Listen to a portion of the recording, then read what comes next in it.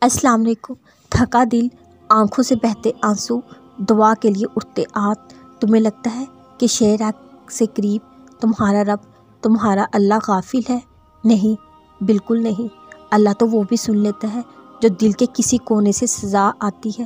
وہ تو اپنے بندے کے بہتے آنسوؤں کو سب سے بہتر پہچانتا ہے۔ تمہاری ہر دعا، تمہاری ہر پکار کچھ رد نہیں ہوا۔ کیا تم نے سنا نہیں؟ بے شک اللہ دعائیں سنتا ہے۔ اللہ کہتا ہے اس میں شک والی بات ہی نہیں۔ اللہ سے سچی کس کی بات ہے؟ جو آپ سوچ رہے ہیں کیا فائدہ، کوئی راستہ نہیں بن رہا تو دعا مانگنا چھوڑ دینا چاہیے۔ سنو، ایسا ہرگز مت کرنا۔ ابھی اگر صبر آزمائش کا وقت ہے تو اجر کا وقت بھی آئے گا۔ تم بس یقین رکھنا، مایوس نہ ہونا۔ یہ آزمائش تمہیں توڑنے کے لیے نہیں ہے، بلکہ یہ آزمائش تو تمہیں اللہ سے قریب کرنے کے لیے ہے۔ تمہارا رد عمل ہی تو اصل امتحان ہے تمہارا۔ اس مشکل اور کڑے وقت میں تم صبر سے اللہ کی مصلحتوں پر یقین رکھ کر دعا پہ قائم رہتے ہو، یا مایوس ہو کے توکل دعا چھوڑ دیتے ہو۔